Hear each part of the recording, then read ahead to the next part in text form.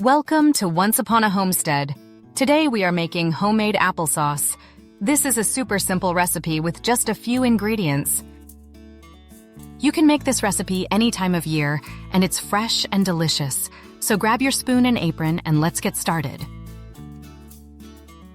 First, gather your ingredients. You will need apples, sugar, cinnamon, lemon juice, and water for this recipe. We usually have lots of apples from the harvest, so the next thing that I like to do is give my apples a nice bath and wash them off in the kitchen sink. Once the apples are clean, let's take a fresh towel and dry them off to prepare for peeling and cutting. I remember my first time making applesauce with my grandma when I was a little girl. It was so much fun. She had an old-fashioned radio in the kitchen, the kind that you have to turn the dial to find a station to listen to. While preparing the apples, we sang along to the music. When John Denver's "Take Me Home Country Roads" came on, I saw Grandma's eyes light up. I love how Grandpa would chime in and harmonize with Grandma on the chorus. It was such a sweet moment.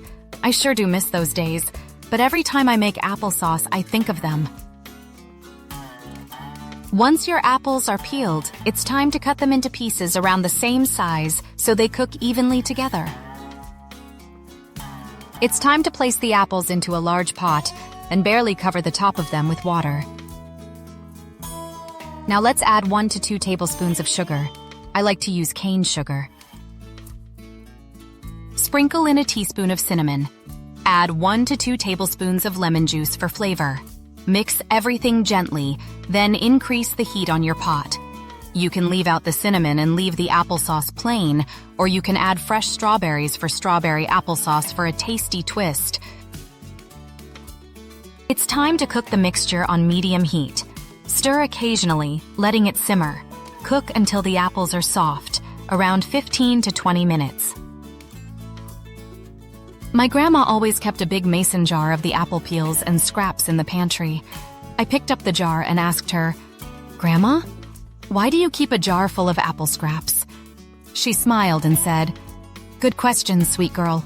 Instead of throwing the apple scraps away, we put them in the jar, fill the jar with water, add a tablespoon of sugar, and stir it each day to turn it into homemade apple cider vinegar." My grandma always had a clever way to repurpose things. I guess the apple doesn't fall far from the tree because I try to do the same. Once the apples are soft, I remove the pot from the heat and let them cool down a bit before I go in with my potato masher. Mash it up until you reach the desired consistency. You can leave it chunky or make it smooth. Finally, let your applesauce cool, then ladle it into sterilized mason jars or containers. Make sure not to overfill your jars and to wipe the rims before adding the lids. You can store them in the fridge, make them shelf-stable by canning, or use it immediately.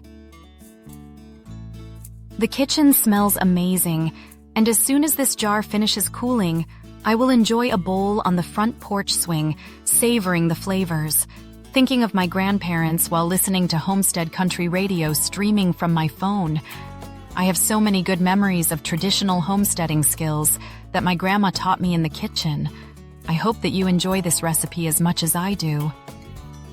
Wishing you delicious dishes from our homestead to yours. Thanks for watching. For more recipes, visit our recipe blog at onceuponahomestead.com.